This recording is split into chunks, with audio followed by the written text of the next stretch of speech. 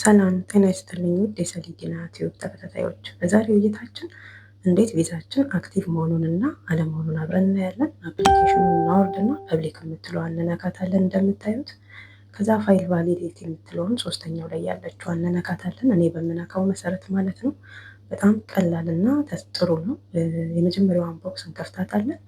ፓስፖርት ኢንፎርሜሽን የሚለው ልክ እንደዚህ ይመጣልናል። ፓስፖርት ነንበራችንን እናስገባለን። ለጥንቃቄ ሲባል አንዳንድ መረጃዎችን ሸፍኛቸዋለሁ። ይህ ለሁላችንም ይጠቅመናል። ስልካችን ላይ ዳውንሎድ በማድረግ ብቻ እኛ ቪዛችን አክቲቭ ነው፣ ካንስል ነው ወይንስ ብሎክ ነው የሚለውን ለማየት ይረዳናል እና ተጠቀሙበት። በዚህ መልኩ የፓስፖርት ነንበሬን አስገባለሁኝ። ፓስፖርት ነንበራችሁን ታስገባላችሁ። ያው ኢኪው ምናምን ብሎ ነው የሚጀምረው በአብዛኛው የኢትዮጵያ ፓስፖርት እና በዚህ መልኩ ታስገባላችሁ። ካስገባችሁ በኋላ በቀጣይ ምን ይመጣላችኋል? የኤክስፓየር ዴቱ የሚያበቃበትን ቀን ይላል። ፓስፖርታችሁ ላይ ያለውን የሚያበቃበት ቀን ነው ማለት ነው የምትሞሉት። እና ተጠንቀቁ፣ ለማንም የፓስፖርት ቁጥራችሁንም ሆነ የአይዲ ቁጥራችሁን ለማንም ሰው እንዳትሰጡ።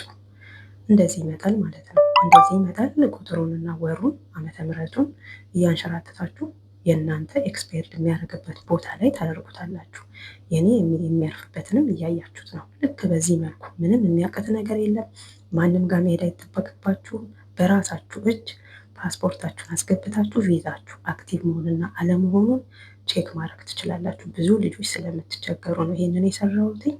እንደዚህ አይነት ጠቃሚ መረጃ እንዲደርሳችሁ ሰብስክራይብ ማድረግና ደውሏን መንካት አትርሱ። ጥሩ መረጃዎችን ለማቅረብ እሞክራለሁ። አበረታቱ። ይህንን ካደረግን በኋላ ወዴት እንሄዳለን?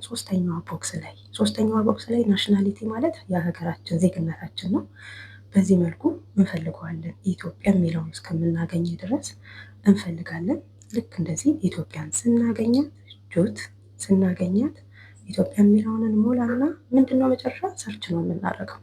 እንደዚህ ሰርች ካደረግነው በኋላ ቬሪፋይ ብሎ በዚህ መልኩ ይመጣል። ምን ብሎ ነው የሚመጣው? የኔ አክቲቭ ስለሆነ አክቲቭ ብሎ ነው የሚመጣው። አክቲቭ ካልሆነ ግን በቀይ ጽሁፍ አክቲቭ አለመሆኑን ያሳያችኋል። ካንስልም ከሆነ ያሳያችኋል፣ ብሎክም ከሆነ ያሳያችኋል። ለእያንዳንዱ ነገር ራሱ መልስ ይመልሳል። ይሄ መረጃ ከኦፊሻል የመንግስት ገጽ ላይ ነው ያገኘሁትኝ። ይጠቅማችኋል ብዬ ነው እኔ የሰራሁትኝ። እናንተ ተጠቀሙበት። ግን ካንስል ከሆናችሁ ወይንም ብሎክ ከሆናችሁ በአቅራቢያችሁ ያለ ኢሚግሬሽን ሄዳችሁ አነጋግሩና ወረቀታችሁ እንዲስተካከልላችሁ አድርጉ። በተረፈ ይህንን አይታችሁ ያልገባችሁ እኔ ላይፍ ስገባ መታችሁ ጠይቁኝ፣ አሳያችኋለሁ እንዴት እንደሆነ። በጣም ቀላልና ጠቃሚ ነው። ስልካችን ላይ አውርደን ብቻ አፕሊኬሽኑን መጠቀም የምንችልበት ነው። ስለተከታተላችሁኝ አመሰግናለሁ። መልካም ቆይታ። ሰብስክራይብ እና ሼር ማድረጋችሁን አትርሱ። ወዳችኋለሁ። ሰላም ሁኑ ባይ